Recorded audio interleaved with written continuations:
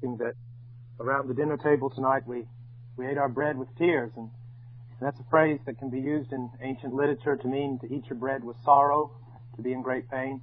But we ate our bread with great joy tonight, all of us recounting many of the great things that God has done on our behalf. And you know what's amazing? I've never sat around a table with a group of individuals in which they were talking about the great victories they had won that caused the hearers to break out in tears. But only when we speak about the great victories that God has wrought in our lives do the tears come forth. When we realize how undeserving, how unwilling, how pitiful, how small, how faithless that we truly are as men and women, and how good our God is. This is always about Him, and it is always about His goodness. Always. And our joy comes not from our performance, but our joy comes from His faithfulness and His performance. I've been counseling a young seminary student, and he's just totally distraught. He just lives in anguish. He lives in doubt. He looks at his failures, his problems, his shortcomings, and everything else. He loses all joy, and he lives in despair. And I spoke to him recently and then wrote him again over the same matter, and I said, young man, I said, there's a really good chance you're more spiritual than I am. But I'm a lot happier than you are. And the reason for that is your eyes are placed upon you. You hope to find your satisfaction, your peace, your salvation, your joy in your performance. I've lived long enough with God and failed enough times to know that's an impossibility. I look to Christ. And His perfect work is never a cause for a ceasing of joy. I always have joy regardless of my circumstance, regardless even of my failure, my shortcomings, and my sin. I have joy because my life, my salvation is founded upon the finished work of Christ. And that is so important. That is more than just words. That's salvation. Now, I want us to go again to Hebrews chapter 11. We've been studying faith, walking by faith. And in verse 1, we learned that we could have assurance of things that we hope for, and we could have convictions that things exist and things that are that we have never seen, only for one reason, and that God has spoken. That God has spoken. And if you and I are to ever have faith, we must be filled with the revelation of God. We must be filled with the knowledge of God. It is so important to understand that faith is nothing more than presumption. It's nothing more than a leap in the dark if it is not based upon, thus saith the Lord. And so our God has promised us. And in verse 2, we saw that men of old gained approval by faith. This is always the case. And yet this goes totally against every form of man-centered, man-invented religion.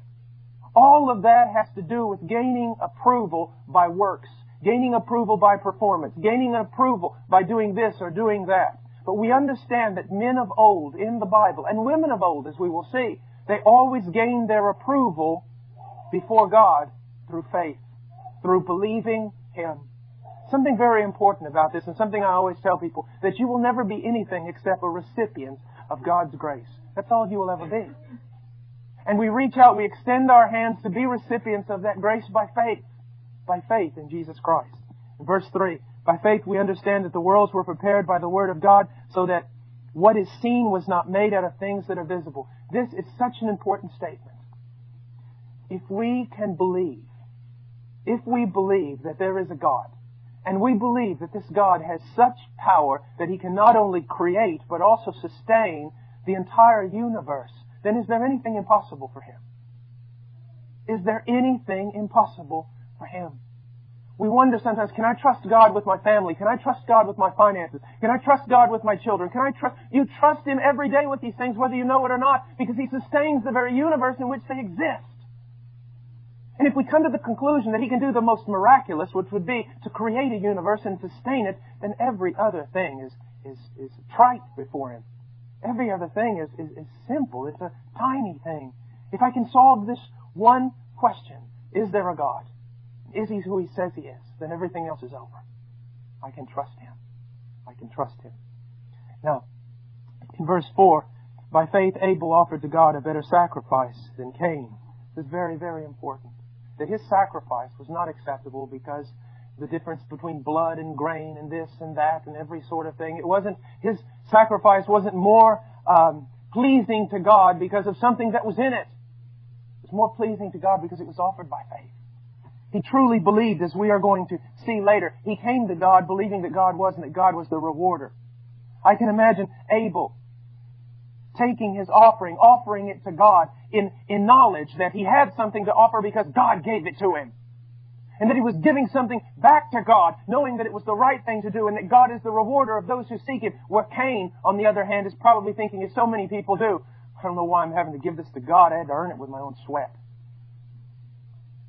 How many people speak that way with regard to their time, their employment, and their finances? Well, I don't know why I need to offer this to God. I'm the one that had to go out there and earn it. Little do you know, old proud and stupid man, the very breath that you drew every second of every day came from Him.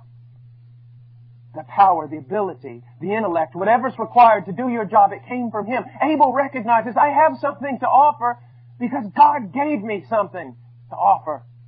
And Cain's thinking he did it all by himself. All by himself. And that offering it was just some pathetic, stupid little religious ritual. Why do I even want to bother with this stuff? I'll do it because it's to be done. There's really no use in it. Now, none of us would say that, but we spoke last night about something very important. We do many religious things, even good things, not by faith. When we sing a hymn unto God, when you say it here this evening, it should have been by faith. Believing that God is, believing that God receives such a sacrifice, believing that it was pleasing to God, that it was actually doing something, that it was actually reaching the throne of God, that God was actually hearing your song, your singing, your heart. It just wasn't some empty religious activity that you were doing. This is also good for the servant of the Lord who is burdened by many, many years of service and many, many years maybe of not seeing much fruit, but realizing, no, there is a reason to offer. There is a reason to give. By faith, by faith, by faith. And then we see that through which he obtained the testimony that he was righteous. Something very important. Righteousness comes through faith. Always through faith. And this is very important because faith is the opposite of works. And being the opposite of works, it is also a denial that God could ever be a man's debtor. Do you know when I study religion and I study things of that sort and study cults and everything else that sometimes I have to study, I'm well aware of something. That every religion on the face of the earth, with the exception of true Christianity, is a religion of works. Now why is that? Why are men glad to receive a religion of works and yet will practically kill a messenger who comes to them and says, it is free, it is a gift, receive it by faith? Why is that? I'll tell you why, because men want to be God. You say, well, what on earth does that have? No, men want to be God. Men want to be the greater. You see, the lesser is always blessed by the greater. When you have a religion of works, what you're saying is, you have blessed God. You have made yourself greater than God. God is the one receiving from you. And now, God owes you because of the things you have done. And that's why men love works so much. They would rather have a religion of works than a religion of salvation through grace and by faith. But we see that men have always been approved. They've always been declared righteous only by faith. Then it goes on in verse 5, by faith Enoch was taken up so that he would not see death. And we spoke about that last night. There's a very, very important part here. It says, and he was not found because God took him. I love that. I would like for God to do this to me. You say, well, that's preposterous. God doesn't do that anymore. Where did you read that? God can do it if He wants to. God can do anything He wants to. But I would like that to happen to me. I really would. It would be nice not to die. It says here something very important. He did not see death and he was not found because God took him up, for he obtained the witness that before his being taken up, he was pleasing to God. Now, who witnessed this? God witnessed this. God witnessed and saw that this man was pleasing. Now, here's something very important to the carnal Christian. There is no such thing, but people who call call themselves Christians, though they live in carnality. Here's something very important. There is a doctrine out there that seems to say that men get saved, yet they never really grow in the Lord. They never have a passion for the Lord. They're always carnal. They never grow in sanctification. But bless God, they're saved. And then when they cross over, they're transformed when they're in heaven, and they become pleasing to God. But look at what it says about Enoch. He was pleasing to God before he was taken up. Before he was taken up, he was pleasing to God. Do you know if you could take away absolutely everything of motivation in the Christian life and just replace it with one thing, if you could just 24 hours a day or every waking moment live with the greatest motivation to simply be pleasing to God. Not to do great things, not to be an important person in Christendom, not to be well known, not to be well thought of, just one thing. I desire only one thing of the Lord, and that is to be pleasing to Him. Not to satisfy self, not necessarily to satisfy others, but to be pleasing to God. That's your one goal. What would that fix? Absolutely everything. You say, well, would it fix my marriage? Yes, it would. Because your problem in your marriage is always trying to please yourself. If you set it upon yourself to please God, then you wouldn't have any problems with that selfishness anymore. You say, will it fix my relationships? Most certainly it would. Would it make me a better father? Yes, it would. Would it make me a better mother? Of course. Would it make me a better church? Yes, it would make you a better church. To have one goal. I desire to be pleasing to God. What do you desire? Well, I want to get out of seminary. I want to be in a ministry somewhere. Oh, really? And what if God doesn't want either of those things? Well, I want to get out of college and I want to get a job and go. Oh, really? We'll have movers and shakers a lot of times. Like those are the, I don't know, kind of guys in Christianity that just know how to move things around, know how to get things going, know how to motivate. Sometimes I talk to these guys and they go, well, what's your vision at Heart Cry? What? What's your vision at Heart Cry? Jesus Christ? No. What do you want to do? Because you get scared when they start asking you these kind of questions. Get up in the morning and pray. And then I want to read the Bible. And I want to love my wife when she comes downstairs. I'm going to play with my children and go over Ian's Bible verse. Then I'm going to go to church and I'm going to pray with Darren. No, what's your vision? I said, I don't have a vision except for Jesus Christ. I don't want to be anything. I don't want to be a big shot. I don't want to be important. I don't want to conquer the world. I just want to be pleasing to God today, and that is enough. That is enough. And strive as I might, I haven't attained that goal, so why should I look for another? See, the more I walk with the Lord, the more I realize this childlikeness stuff is really important. Visions. Should we have a vision except Christ? Isn't He the heavenly vision? Should we have plans? I mean, what sort of plans? The daytimers, they don't really work well in planning ministry. I know the necessity of organization. I know the necessity of all that, but what I'm trying to say is simply this. So many times we can have plans and schemes and all sorts of things that we want to do and we want to be, and even in the name of the Lord, and yet they're all just fodder. They're all just sawdust. And God will come and tear them all down and say, I just want this from you. What would it be like if tonight we just simply captured this one thing of, I want to be pleasing to the Lord? When we dismiss, while we're sitting here listening to the message, my thoughts, I want them to be pleasing to the Lord. And when I walk around and meet with brothers and sisters in Christ, well, in that time of short fellowship, I want to be pleasing to the Lord. And when I go home tonight and sit around the table over those marvelous cookies you made, I might say, over those cookies, I want to be pleasing to the Lord. And that's all I want to, and then I want to go to bed. That's it. That's so different than much of what's being promoted as evangelical Christianity today. But he was pleasing to the Lord, and he was pleasing to the Lord before he died. This is such an encouragement to me. It is such a great encouragement. Now, here's something that I want you to look at. Now, a lot of times when we hear about Old Testament saints and things like that, we canonize them. We make them into people that they weren't. We think too much of men. When I look at Enoch and I think of this man, I think of what was he as a young follower of Yahweh? I mean, how was he? Didn't he probably stumble like me? Didn't he probably grumble like me? Didn't he have all the faults that I have? Wasn't this life of his of walking with God? And I mean, he had hundreds of years to do it. It wasn't a process of growing, but in the end, he was so pleasing to God that God took him. I love what one old preacher said. You've probably heard it 1,000 times, but his explanation of this, I'll never forget. As a little boy, I heard him saying this. He said, well, this is just very simple to explain.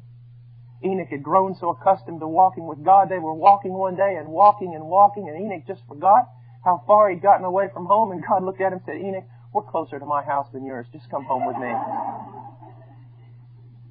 I look at this, and I have had the privilege in my life of knowing men like this. Old men, and old women, saints of God. And they carry upon themselves this mark. One time a college student said, sir, you're a man of God. I said, no, I'm not. I'm 42. I'm a boy of God. You've got to be at least 65 before you're a man of God.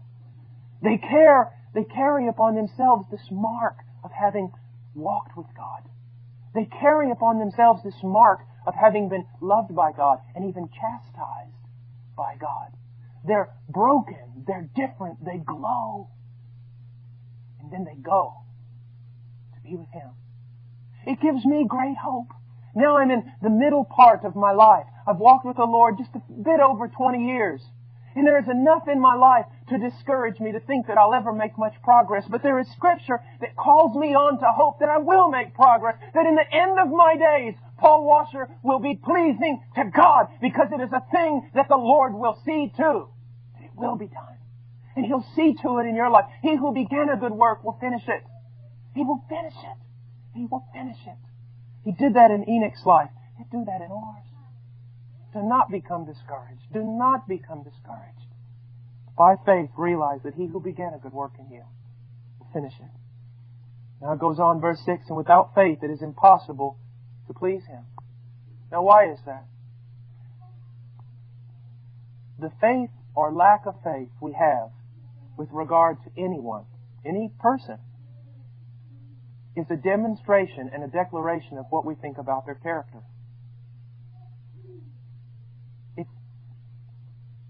If you say to someone, listen, I know what I'm talking about, trust me on this, just do it. And they say, well, I just don't know. You're saying something about their character. You're saying something about their ability. You're not just denying that you want to do something. You are saying something about their character. It is impossible to please God without faith. Because if you do not have faith, you're saying God is not worthy of trust. And that's what we talked about last night, and it's so important. Many people talk about faith and obedience, and they talk about them as two separate entities. In a sense they are, but in a sense they're not. Why do I obey God? Because it's the right thing to do? That's legalism. Why do I obey God? Because I love Him? Yes, Jesus said that. But let's throw in another element here. I obey God because I believe Him. He tells me to walk a certain way. Or He tells you to walk a certain way. You do that not just because obedience for the sake of obedience. You are obeying Him because you believe that what He says is right.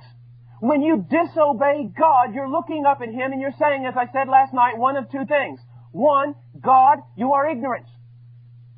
When you do not obey God, you're saying, God, you simply do not understand. You simply don't know how the world is today. You treat God almost like a teenager would teach an old grandfather. Oh, grandfather, you live in the past. You really don't know what's going on today. You really can't understand, and I can't listen to your counsel.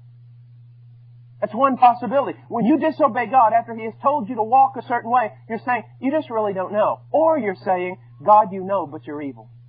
You know what's right. You know what's best for me, but you don't want to tell me. Because you want to steal my joy, you want to crush my life, you want to take away my freedom. But when God sets out a path before us, as He has in His Word, and we obey it, we're saying, God, I believe that you know everything. And that there is no error in you.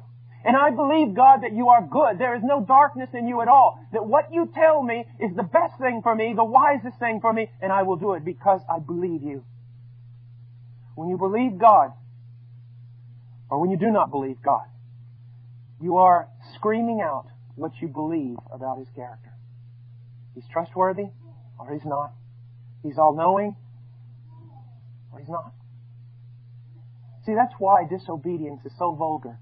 That is why disobedience is so blasphemous. I said this last night, I want to say it again, because sometimes people who run somewhat in our circles are always talking about the law, the law, the law, as though it was something more important than God Himself, as though it was something that God had to submit to.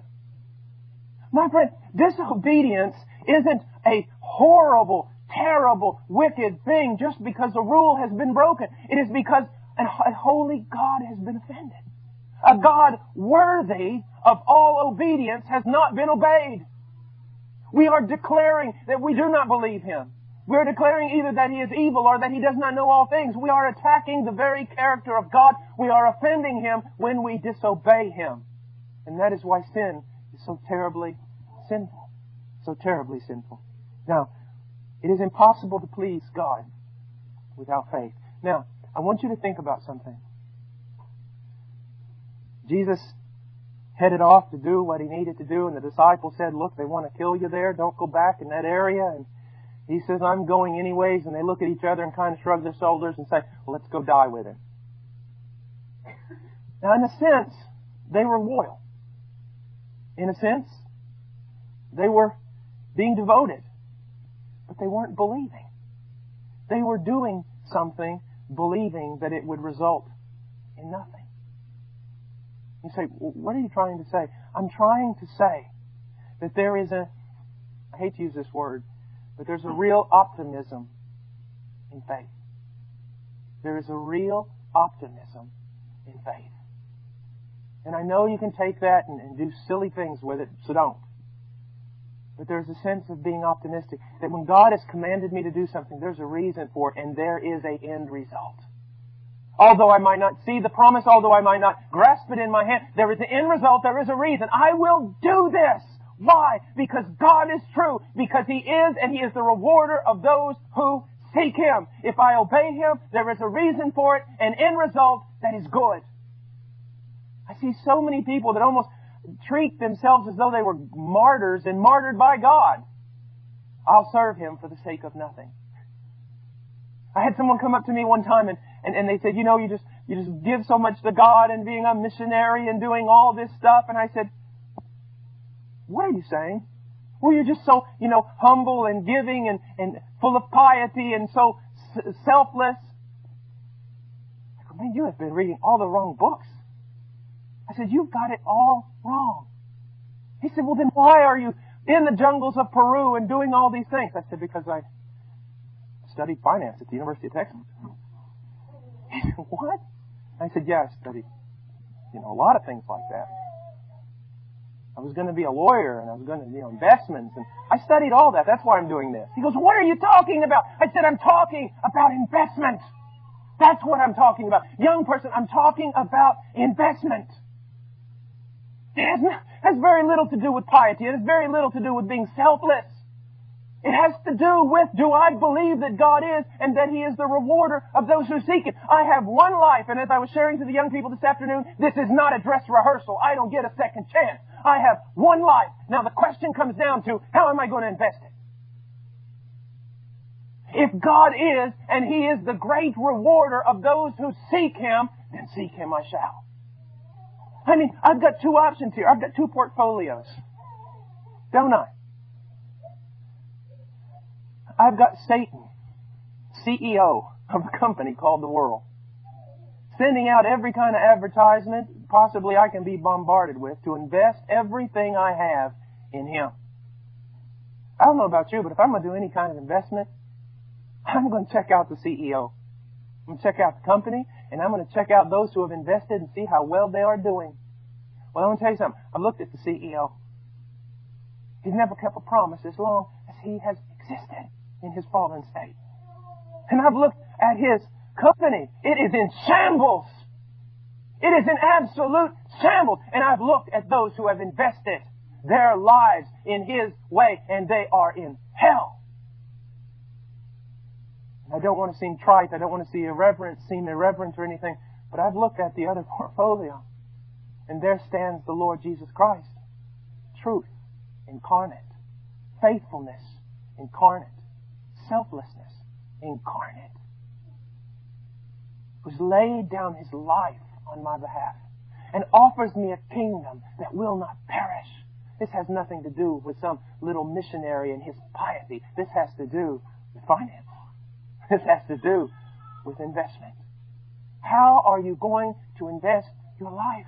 Do you believe that God is and that He is the rewarder of those who seek Him? Do you believe that? Do you believe that this world is passing away? Do you believe that there is a kingdom coming? Do you believe in things that eyes have not seen and ears have not heard? Have you caught a vision of the one who died, yea, rose again from the dead? Have you had a glimpse of His faithfulness? I was very young, very strong. I'm middle-aged. Tomorrow I'll be old. Just imagine, right now, if for the last 20-some years I had been an unbeliever and invested my life in this world. Here I am. I'm 42. I'm not going to get stronger. I'm not going to get younger. I'm definitely not going to get better looking. What's happening?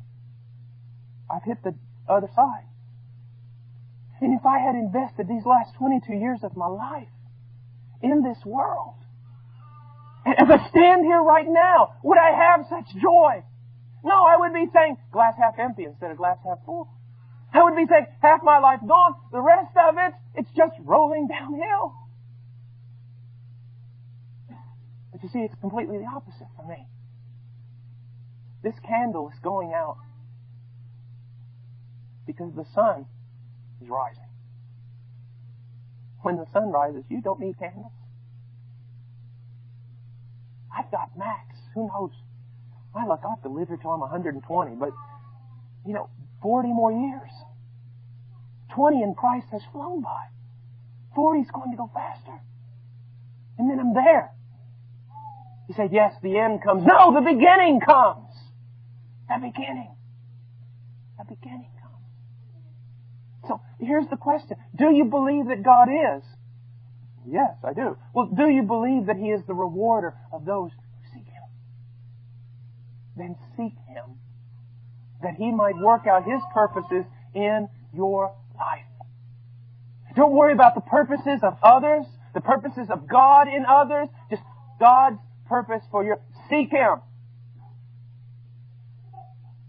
A lot of people today, they don't want to talk about rewards, and a lot of people, that's all they do is talk about rewards. I talk about rewards because the Bible talks about rewards. Now, I don't have a clue as to what they are. I just know much has been promised to me. I just know that God is, and He is the rewarder of those who seek Him. I hear sometimes people will say to an old saint or say to a missionary, you've given up so much, and they just look at the person like, you don't even have a clue as to what I'm doing, do you? I've given up so much? What does that say about your view of God? What have I given up? Sin? Death? The grave? A torturous, meaningless life on this planet? What have I given up? Please, write out the list really quickly so I can speak to God about these things. Surely He'll want to know. What have I given up?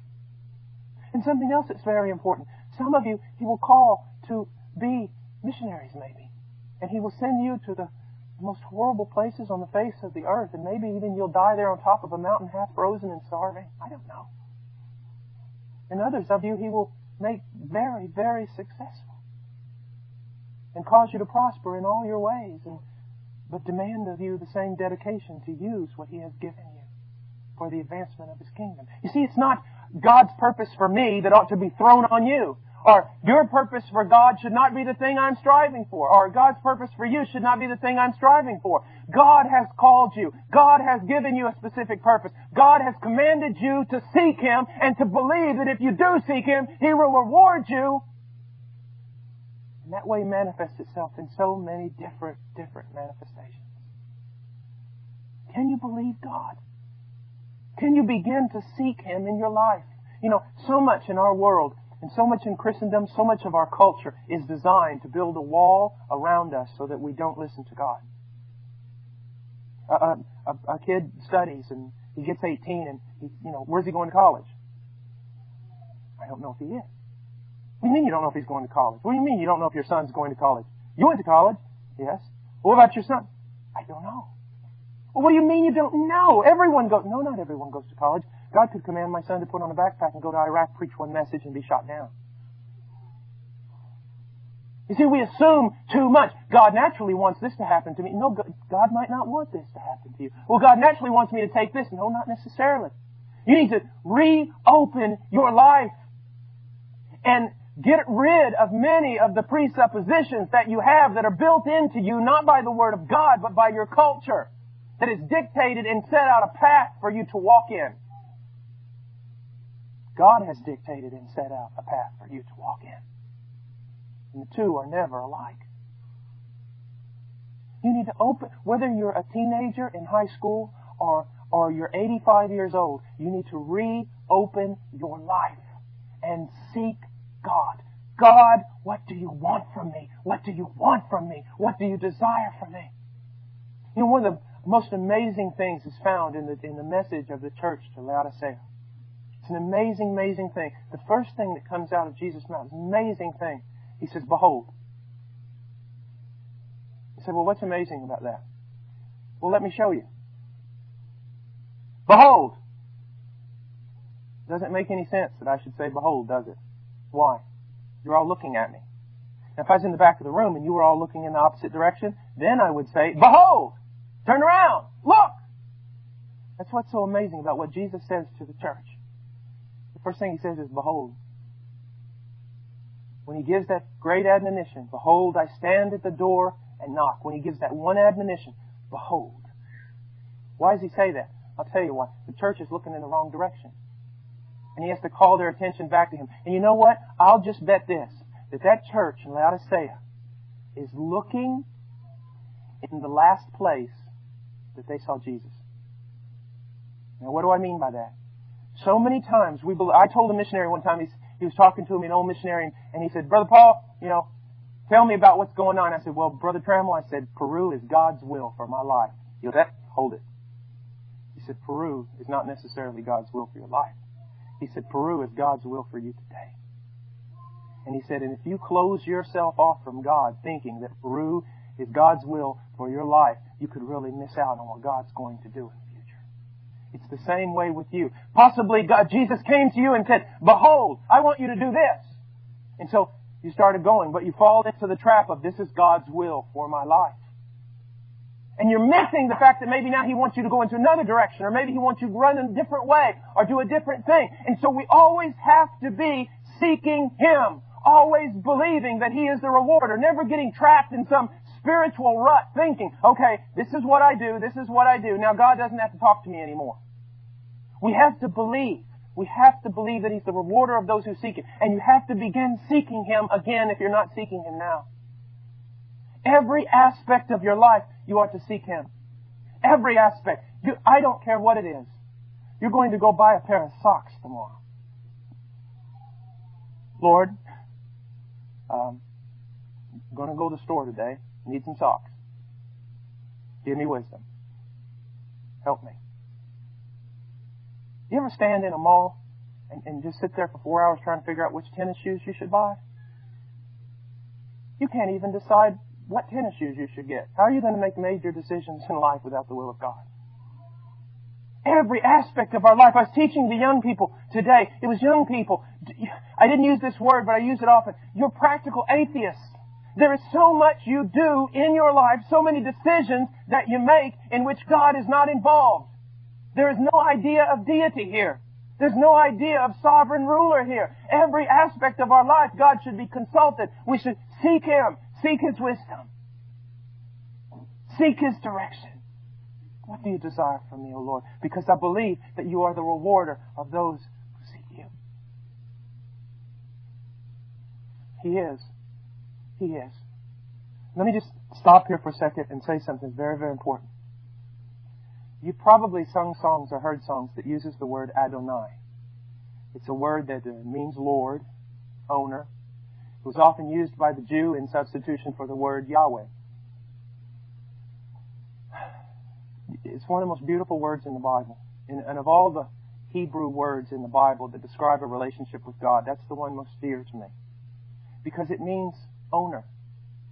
Not just Lord, but owner. Adonai actually has the idea of owner of a house. The owner.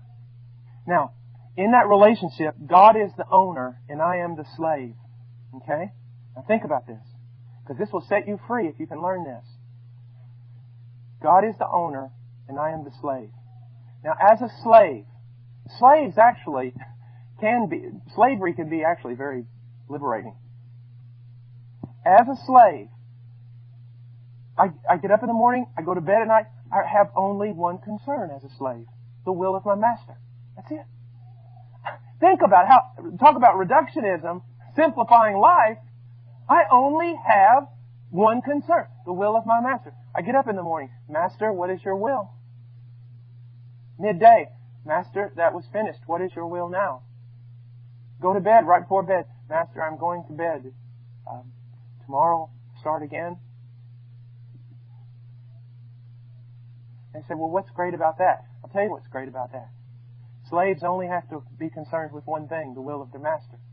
They don't have to be concerned with what they're going to eat, where they're going to live, who's going to protect them, shelter them, absolutely anything. Why? Because that's the master's job. The slave only has to be concerned with the will of his master, and the master has to be concerned with absolutely every need that slave has.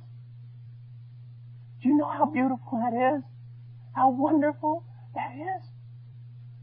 They say, what are you saying, Brother Paul? We should all quit our jobs? No. What you've got to learn is Christianity has not worked out just in the context of full-time ministers. Christianity's worked out in the context of every believer. Every believer is a slave of God. I have a doctor in the audience tonight. A doctor, he gets up in the morning. Yes, he's got to look at patients. He's got to do all this stuff. He's got to figure out stuff. But underlying every bit of that is only one thing. What's your will? Well, God says, it's my will that you be a doctor. That you be good at it. But underlying all of that, there's just one question. What's your will? And then what happens? Then God has to take care. It's almost a covenant relationship the word Adonai describes. I have made covenant with God to do one thing, to be His slave and to concern myself with His will. God has made covenant with me to take care of me and my own. And in 20-some years of walking with God, He has never broken His covenant. I have broken mine. He has never broken His. There has never been a time a need has not been met. There has never been a time I have not been cared for. He is the rewarder of those who seek Him.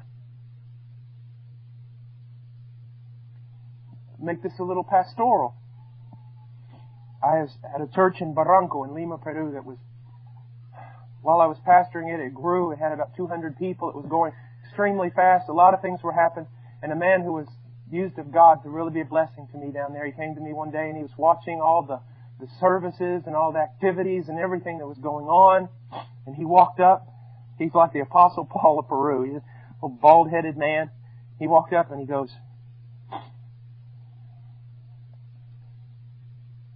"It's not good, Paul." And I said, "What, Brother Hurtado? What's not good?" "It's not good. You're leading your people into idolatry." And I said, "What do you mean?" He goes, "You're everything for them." He said, "They got a problem. Where do they go?" I said, "Well, they come to me. I'm the pastor." "Oh, I wasn't aware they were supposed to do that, Paul." And he had me helped me to restructure my entire ministry. So, you've got a problem. Where'd you go? The pastor? Let's say I'm your pastor, and you come to me with a problem. You say, "Brother Paul, my marriage, I'm having trouble in my marriage. Things aren't going right, and I just need some counsel. I need to know what to do." I say, "Okay. What has God shown you?" "What do you mean, Brother Paul? What has God shown you? In your time of seeking Him in the Word of God in prayer, what has He shown you?" "Well, I came here. I need help. You see what's happened? They have not gone to God. We've developed some popish system that isn't biblical. I say, listen, dear brother, we can't work it this way. Here's what I want you to do. I want you to go home. And I want you to go home for the next week or two, ever how long it takes, and I want you to seek God in prayer. I want you to seek Him in His Word, and I want Him to tell you what you ought to do. He says, but I don't even know where to look, Pastor. Oh, well, that's where I come in. I start writing out verses, passages for him. Here.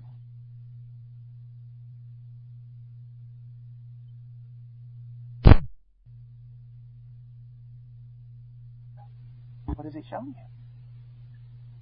Well, I just didn't have time to seek. I'm sorry, I can't help you either. Or, Pastor, I've sought, but there's still some confusion, and well, now I can work with you. You've gone to God. You're seeking God. You're believing that He is the rewarder of those who seek Him. It is to take the congregation and to not substitute ourselves and put ourselves in the place of God, but to lead the congregation to run to God with every need, to be there in counseling, to be there to help clear away confusion, to be there to help with doctrinal issues, but to always send the congregation immediately and first of all to God and teach them to learn to seek God and to believe that He is and He's the rewarder of those who seek Him. We have to be very, very careful about the things that we do in church. Very careful. It's to turn to God. To whom do you turn? When you've got problems and different things in your life that are going on, usually we'll confide in a friend even before we'll confide in God. Usually we'll talk to all sorts of people, get all sorts of opinions, but we won't wait upon God. Or we'll cry out to Him for a minute and then become discouraged and immediately get on the telephone. Whatever happened about enduring in His presence and waiting upon the Lord? When the Bible talks about waiting on the Lord, it's usually always in the context of trials and needs and confusion and problems. But we want a quick fix. We want something to happen now. We want to go to a man. We want a king. When we should be seeking the only one. The one who is the rewarder of those who seek Him. I remember growing up early in my Christian walk, being in a church with a tremendous, tremendous pastor. And throughout my life, I've known, my younger life, I had the privilege of meeting men that were tremendous, tremendous men of God. And you know what was so amazing? God never allowed me to enter into any of their inner circles. God never allowed me. He never allowed one of those men to befriend me. He never allowed one of those men to take me under their arm. I always felt like I couldn't figure out, why am I the outcast? I mean, all my friends are discipled by Him. They won't even look at me. And sometimes it was resentment. Sometimes I would get mad. I think, well, what am I? Just some dead dog somewhere? No one wants to help? I knew God was training me. He wanted me to learn to look to Him and to Him alone. He sent me to Peru for years and years alone, with no missionary organization, no anything. Just a little church in a cornfield back in Illinois that was willing to send me. Wanted to teach me. Look to me alone. Alone. Alone. I'll give you no king. I'll give you no help. I will be your helper. Now, can God use men in mentoring and discipling? Of course He can. Can He use women in mentoring and discipling? Of course He can. Are there a lot of people who influence our lives and help us in our daily walk? Of course, all that is biblical. But when it comes down to it, with everything in your life, whom are you seeking? Whom are you seeking? So many people want second-hand revelation, don't they? Moses, we can't stand to be in the presence of God. You go there and then you talk to us. What a thing they traded off on that day. What a privilege they traded off on that day. Can you go to your pastor for counseling? Of course you can. But to whom should you go first? To God. Because He is, and He's the rewarder of those who seek Him. Before I go into verse 7, I want to iterate something that is of such importance, something of grand importance. I have met missionaries who have given their lives on the mission field. I have met people who have lost it all on the mission field. But if you were to even hint to them that they had somehow given some great sacrifice to God, they would become nauseous. And I mean that. Because God is the rewarder. No one can outgive God because God is no man's debtor. You cannot outgive Him. You cannot be kinder. You cannot be more faithful. You cannot be more generous. You cannot be more selfless than God. Like one preacher told me one time, goes, you got a little shovel, God's got a big shovel. You shovel it out, He shovels it in, His shovel shovels more than your shovel. And I have seen that. I have seen that. Over and over and over again. So many stories that I could just right now tell you that God has worked for me. So many testimonies of His faithfulness in our mission. So many times Him coming through at the last hour in unbelievable deliverance. So many times. I set myself many years ago to follow the example of George Mueller.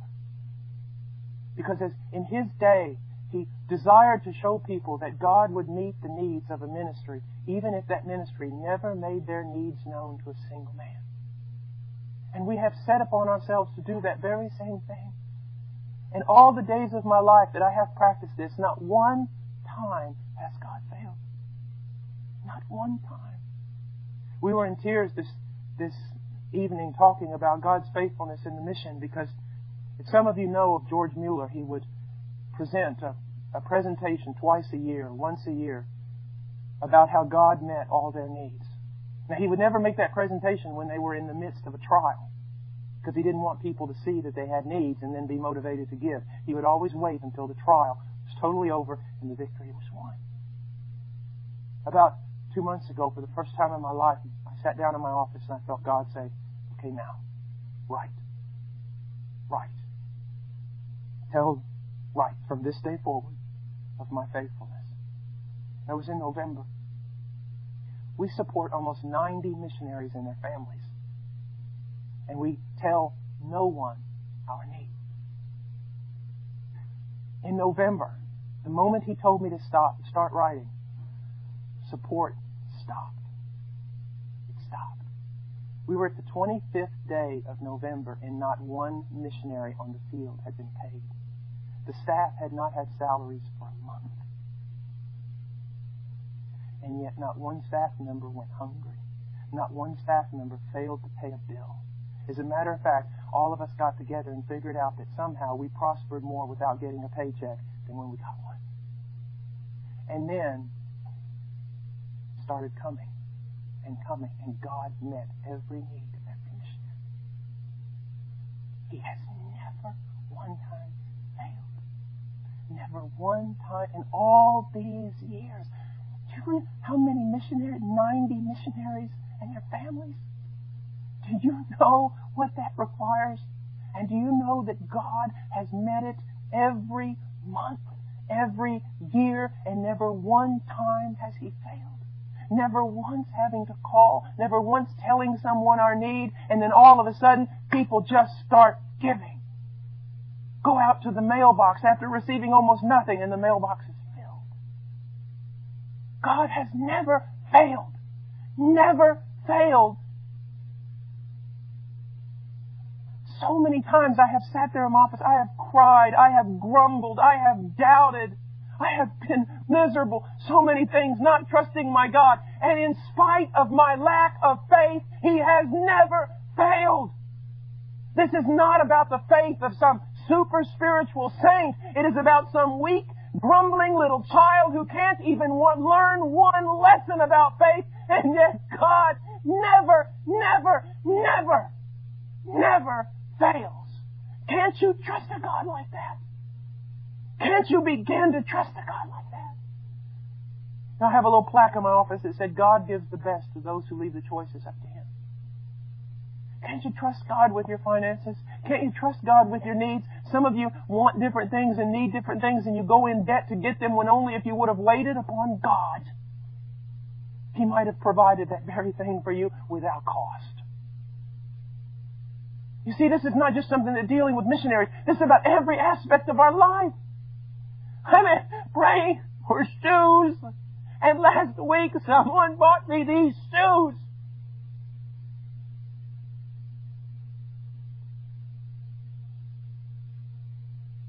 Do you see what I'm saying? Every need of yours, lift it up in prayer. Every need of yours into prayer. God so much appreciates, so much loves. Prayer is so much a part of who God is. Why? Why? Prayer to me is like singing in a round. You know what singing in a round is? You know, sing hallelujah to the sing hallelujah to. When you sing something and sing it back. Singing in a round. That's the way I see prayer. Someone asks, well, how does the sovereignty of God and prayer and all that work together? Well, I'm going to explain it all to you right now. This is the way I look at it in a simple, childlike way. God sings to me a prayer. In His sovereignty, there is something that He wants me to ask Him for so that He can get glory out of giving it. And so He sings to me a prayer so that He will lead me into praying a prayer that I will pray back to Him and that He will answer. Well, why doesn't God just give it? Because He wants double glory. See, if I didn't pray for it and He just gave it, I would give Him glory for giving it. But not only do I give Him glory for giving it, I give Him glory for answering prayer. Singing it around. I had a friend, Herb Williams, and I love him so dearly. You know, when I get around a bunch of Calvinists and they start bad-mouthing Arminians, I just think about, oh, Herb. He loves God more than I think I ever will, and he's as Arminian as he can be. And if that offends some of you, well, you can just get glad in the same pants you got mad in. But I remember one time he wanted a guitar. He prayed for 6 months.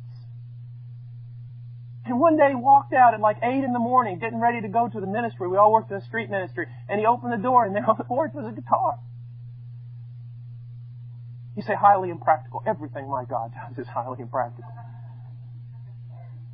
You see, one of George Mueller's greatest desires was that people would see the ministry that God had given him, and that those people would trust him, would trust God to meet their daily needs, would trust God to take them by the hand and lead them. My greatest desire for Heart Cry is not missions. It's really not. The main purpose of Heart Cry, and God would never allow me to do it before, would be to tell people He never fails. And the wonderful thing about it is that spiritually, I am a loser. If you only knew what I really am. If you only knew how much I whine, how much I doubt, how much I'm faithless. If you only knew the times I can't even have a quiet time. I can't even get up enough gumption to read my Bible for 2 days. I know most people don't want to hear that because they want to honor men more than they should. And people get mad at me for saying that. It's true. I have trouble obeying. I'm talking about theology. I'm still working on trying to figure out how to love my wife. I can't think of one reason except that He set His seal upon His children to do them good. You see, one day when I get to heaven, Brother Jennings is not going to come up and throw his arm around me and say, I want to glorify God by telling you all the wonderful things Paul Washer did for him. He's going to throw his arm around me and say, I want to glorify God by telling you all the wonderful things that God did for Paul Washer. You see the difference? You see how twisted we can become? Well, if I can only reach this spiritual level, if I could only learn to pray this way, then yeah, God would do that too in my life. That is just stupid. Do you know what my most powerful prayer is? The most powerful prayer, when I'm in trouble, when I have to pull out the big guns. You know what my most powerful prayer is? The one that gives me most comfort at 3 o'clock in the morning in the dark? This. Lord, you know, I'm going to bed now because you know.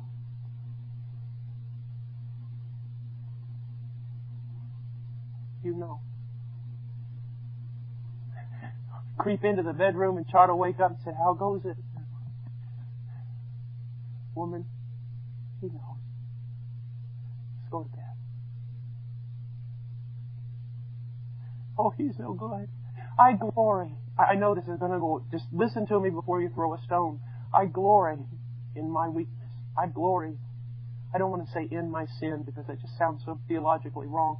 But if God can get glory out of my darkness, how do all these missionaries get paid? How this happens? There's 3 guys of us sitting in office. Me, a Lutheran who's been converted, now goes to my church, who's been a Christian for about 4 years. John Green from England. He didn't even know how to tie his shoes. And he's been converted for about a year and a half. And we get in there, and sometimes, what are we going to do? Well, I don't know. Pray. God, help us, God. That's it. And He does. And He does. I remember one time when the blessing, this was so funny because God showed this to me and Darren at the very same time, to the point we looked at each other and started laughing. There was a time, it was like a year ago or a year and a half ago, I forget, and it was just like all the blessing cut off. Everything. And I walk in the office and Darren's in there and we're praying and then we start talking. I said, Darren, is there some sin in my life? Is there some sin in your life that's blocking God's blessing on us? As soon as I said it, I looked over at him, he looked over at me, and we just busted out laughing. And I go, are you thinking what I'm thinking? He said, yeah, I'm thinking what you're thinking. I'm going, well, a couple months ago, God was pouring out blessing all over the place. I was just as sinful then as I am now. So that can't be the reason. Now, I'm not making light of sin, and I'm not making light of holiness. You ought to hear me preach on holiness. It scare you to death. But the point that I'm trying to make is that God is not doing this because men have done something. God has set His seal upon His people to love them and to answer their prayers and to be faithful to them.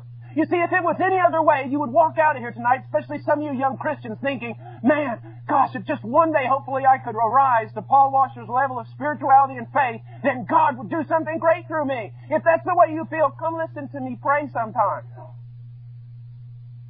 You'll walk out of there going, God can help this guy. He can help anybody. He can help anybody. He is the rewarder of those who seek Him. And here's something about seeking God. It doesn't have to be a lot of noise. I know I'm telling you a lot of things just from experience tonight, but I want you to realize this.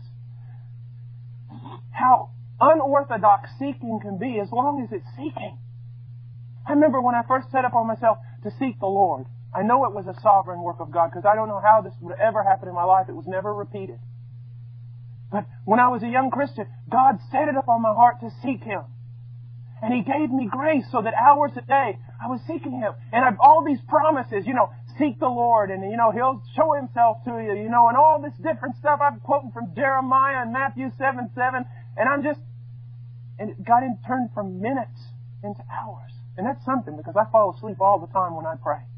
I really have this problem. When I first started seeking the Lord, I said to myself, Lord, I'm going in there in that closet. I went into the closet because they said prayer closet, a literal closet. Took all the clothes out of it, went into the closet. I said, Lord, I'm going to seek You, and I'm not coming out of there till I know You or until I die.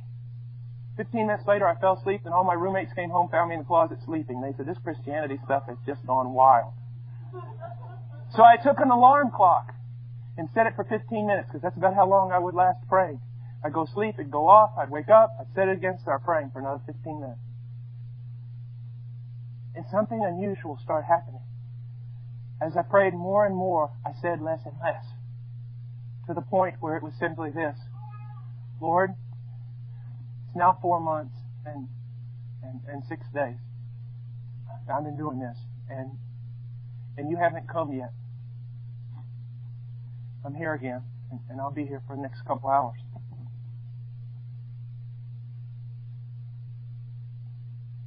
Okay, I'll see you tomorrow.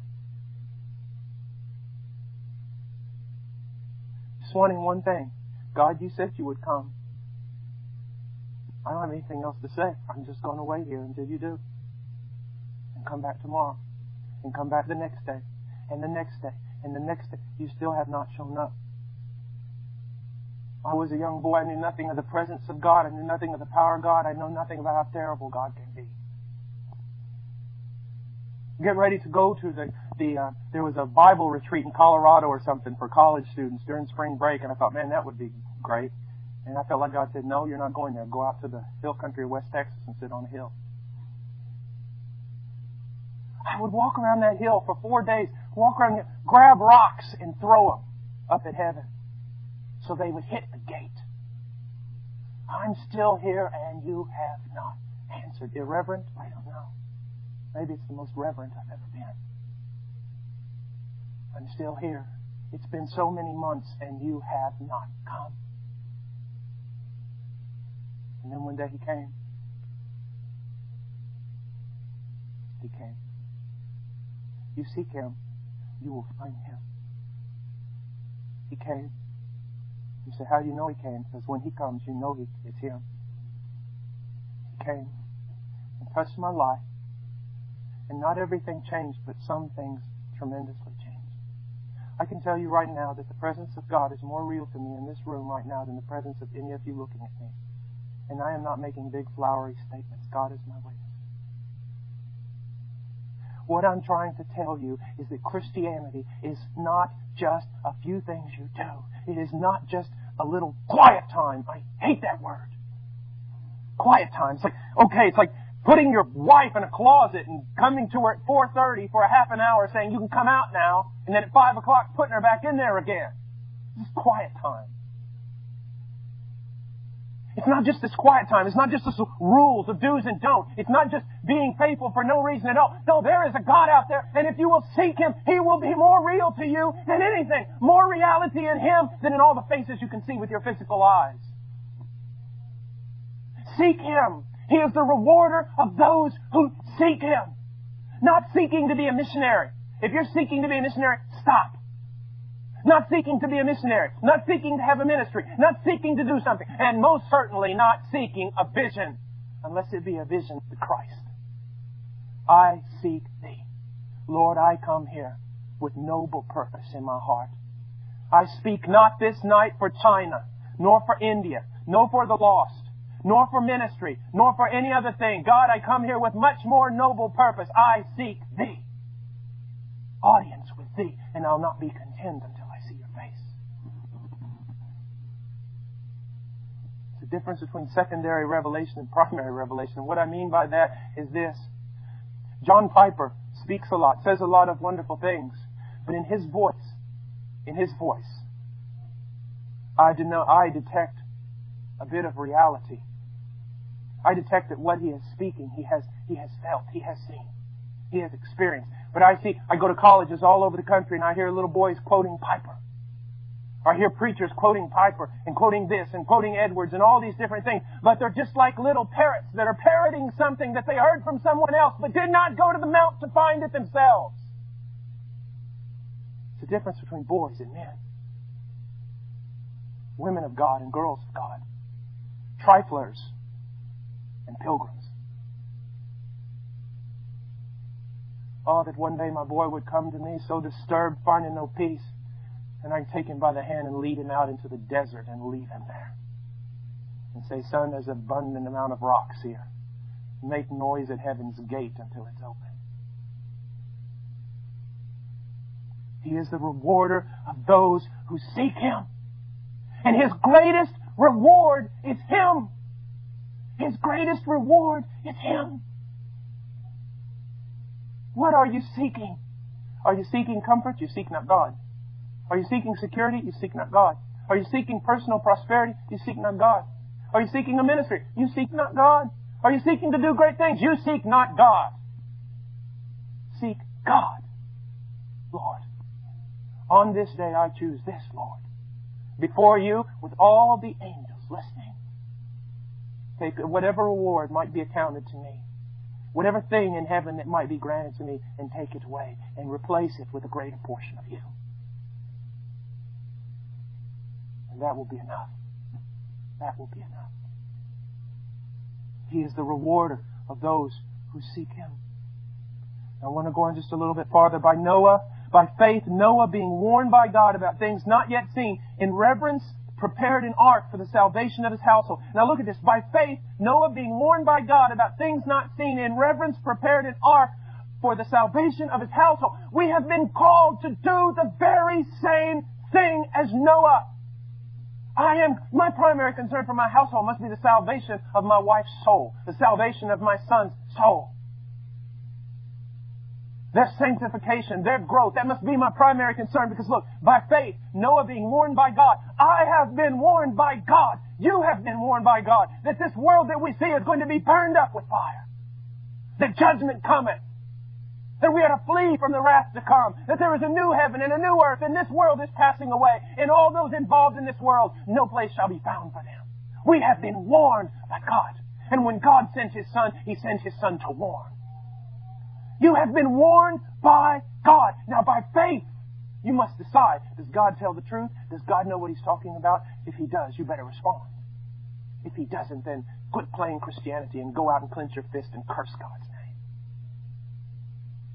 We have been warned of God. Young person, why do you not get involved in the tantalizing things of the world? You have been warned by God. And you believe Him. You believe Him. Noah was warned by God about things not yet seen. Here we go back to faith. Here we go back to invisibility. Here we go back to standing upon not blind faith, but God's Word. I have never seen the destruction of a world. I have never seen the coming of Christ with countless angels arrayed in garments of war. I have never seen the wrath of God poured forth in indescribable measure. But I have been told of such things. I have. I have not seen them, but He has told me, and He has told you. He has warned us. And so how are we to respond? By faith. What does it mean? By faith. In reverence, He prepared an ark for the salvation of His household. Now the word that's important here is reverence. The worst way to not show reverence is to ignore. I mean, even if you get angry with somebody, it shows some importance. But when you just totally ignore them, like the worst thing to do, anybody who's ever done street preaching, the worst thing is not when everyone gets mad at you and gathers around you and starts arguing with you. The worst thing is when you stand out there in the middle of a tavern street or something and start preaching and people literally walk by you like you don't even exist. Now, you want to feel foolish. I mean, you talk right in someone's face and they look right through you like you're not even there. How did Noah reverence God? He believed God. And he believed His warning and he acted upon it. Sir, you show no reverence for God when you do not heed His warning by faith. When you do not heed His warning in your household by faith, you do not reverence God. You are not taking His warning seriously. The Bible, one of the reasons why the book of Revelation is written in apocalyptic literature, that means symbols and signs and everything, is because I'm convinced it is speaking of the judgment of God. Well, why? Well, for this. Apocalyptic language, in my opinion, if I had to write a definition, apocalyptic language is when the prophet sees something so beyond the human mind to comprehend that it almost sends him to the border of insanity. And he cannot understand it, and not only can he not understand it, it is so awesome, so otherworldly, he cannot describe it. And so he is there just grappling for words, trying to do the best he can with this limited human language to describe something that goes beyond the mind to comprehend. And that's why the Bible goes into apocalyptic language when the wrath of God is described. It is so far beyond anything for the mind to comprehend. You revel in the fact that the love of God is beyond description? Well, then tremble at the fact that so is His wrath. And Noah, he showed that he reverenced God because when God gave the warning, he took it seriously. I've got one task now. Build an ark for the salvation of my home. Build an ark. That's an amazing thing because no one had ever seen it rain. And when you build an ark out in the, you start building an ark right in the middle of Missouri. I mean, what's going on? Are you out of your mind? An entire investment of your life, the massive work involved in this. Why are you doing this? Because God has spoken about things not seen. And I believe Him. You may be a college student and you've been, on the road to prosperity and everything else, and God does a work in your life, and you go home to your parents and say, I'm going to be a missionary, something like that. They go, the sacrifice, the loss, the everything else that you're going to have to go through. Why on earth would you make a decision like this? Because I've been warned of things not seen. They're offering you the most incredible job in the world in that place. I mean, it's just like you're going to triple your salary, you're going to do this and that. Why don't you take it? Because I've been warned of things. That doesn't go along with the will of God.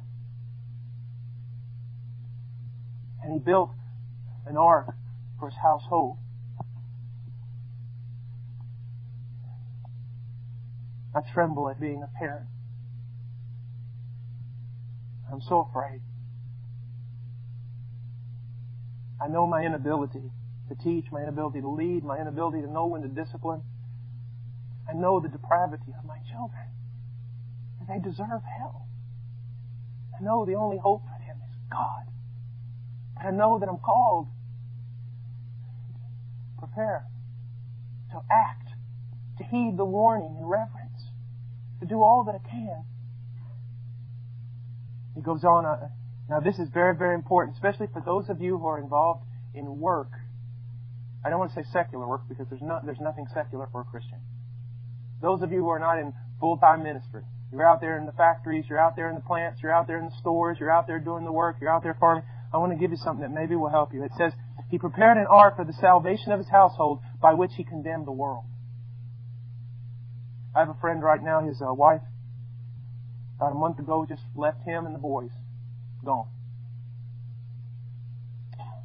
Just left him for another man. Before she left him, he knew there was problems. He knew all this stuff was going on, and he would pray. Now, he was too passive in my mind. But the only thing he would pray and pray and pray. He wouldn't condemn her. He wouldn't fight against her. He wouldn't try to make her feel horrible about things she was doing. He would pray and pray. And every time she would walk by the door and just see him pray, she hated him. She'd say, "You religious hypocrite, you this, you that." He wasn't talking to her. He wasn't rebuking her. She was not even the picture. He was talking to God, and she hated him for it. For the same reason that when Noah built that ark, he condemned the world. When you, sir, sit down at your factory and you go over by yourself, you don't do anything to anybody else, you're just lunchtime at your factory, and you go over there at the lunchroom and you sit down with your meal and you fold your hands just to pray. You're not making a big scene or anything. You're just asking the Lord to bless your meal, and someone cracks some wisecrack remark to you and gets mad. You didn't say anything to them. You didn't judge them. You didn't do anything, but now they're calling you holier than thou, hypocrite, goody two-shoes. You think you're better than everyone else, and you haven't done anything. Why? Because one act of faith and righteousness, when a wicked man sees that, it rebukes him and condemns him. Even though you don't say anything. You're at your job at some store somewhere, and there's several of the salespeople there on the floor, and they're all telling you, you're sitting there, and they begin to tell a joke that's off-color, that's not right. You don't say anything bad to them. You don't tell them they shouldn't do it. You just calmly and politely and quietly walk away. And the moment you do it, they begin to call you everything that they can possibly call you. They begin to hate you. Why? Because when the wicked see the righteous, it condemns them. It condemns them. That's why if you're simply living a righteous life, there's power in that. You don't have to be a flaming evangelist that jumps up on top of a bench somewhere and starts preaching to everyone. If you live as a righteous man, you will undergo persecution, and people will see you, and people will be affected by your life. Noah built an ark and condemned the world. That's one part of that meaning. But another part is this: do you condemn the world? Just really quick, look in chapter 12, verse 2. Fixing our eyes on Jesus, the author and perfecter of faith, who for the joy set before Him endured the cross, despising the shame. Do you despise the world? Do you despise the world? There is a healthy, sensible way in which you and I are both to despise the world, to condemn it, to treat it with contempt, or to treat it as something not a part of us. The proving pastors used to get a big kick out of it all the time. One of them asked me one time, says, "Brother Paul, one day they'll make you president of the United States." And I said, No. I said, "That's never going to happen." He said, "Why?" I said, "I would never step down from my high position to be something as small as the President of the United States." And they remembered that for years. They used to laugh about that. Brother Paul, he's bigger than the president. But in a way, it is to despise, to treat with contempt this world. You are not my home. This is not my place. This is not my time. You will not come into my household. I have nothing to do with you, and you have nothing to do with me. I have been crucified, and you're crucified to me.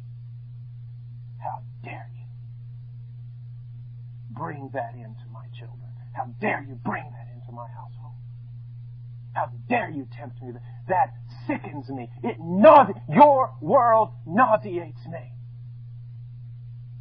And we don't go about saying that verbally. We don't go around saying that. But there is a real sense of burning zeal in the heart of a Spirit-filled Christian in which they look at the world with contempt. They despise it. Just like Jesus despised that shame, He turned His nose up to it for the joy that was before Him. You'll not affect me. You'll have no power over me. I won't back down from you. There's a fight out there, folks. A real fight. I'm not talking about political conservatism. I'm not talking about right wing or left wing, because in my opinion, both wings are on the same bird and it's no count. I'm talking about a real spiritual battle. We are to be praying. We are to be watching. We are to be guarding. We are to be going on in our faith. Condemn the world. The cross before me, the world behind me. I'll not be like Lot's wife. I'll not turn around and turn into a pillar of salt, a lifeless, stupid thing.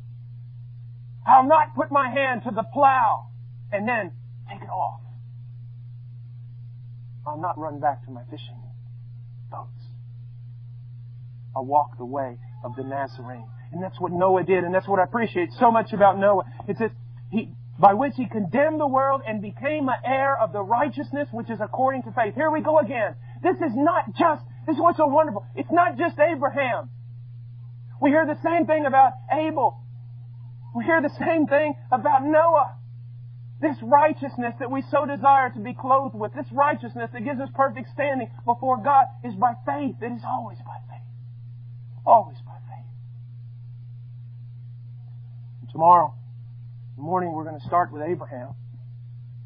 But I want to encourage you to condemn the world, to turn your back on it, to lift your nose to it, to treat it as a disgusting thing, not worthy of an heir of salvation, to turn away from it. And I want you to look to God as the rewarder, as the one who is, and the one who rewards His people, and the one who is faithful on behalf of His people, the one who can be trusted. To live at risk. That's what we're going to talk about tomorrow. To live not knowing where you're going. To follow Him. That's all you need. Remember what I said last night? Demonstration, an illustration of faith. It's not looking across an abyss and seeing a very narrow road that you're going to walk on. That's not faith. Faith is looking across the abyss and seeing no road. No bridge. And God saying, step, because I said step. And when you step, you find it was there. But then you look for the next step, there's nothing there until you step. It is a daily thing. God wants you to walk all the days of your life, just like Enoch. Just like Enoch. You say, this is so hard for me. I have such little faith, and I don't know about this life of faith. Neither did Enoch when he started. But he came to know greater and greater measures of God's grace and goodness, which built up his faith. Do the same. And don't get trapped into this mold of, I heard from God back then. Well, God might be speaking now and telling you to go in a completely different direction. Are you living at risk right now? That's what we're going to talk. I want to talk about it tonight, but I don't have time. The risk. Are you living at risk? Someone asked me one time, Brother Paul, real quick, definition of faith. Definition of faith would be this. Oh, Lord, if you do not move on my behalf this very moment, I'm dead. That's living by faith. Let's pray.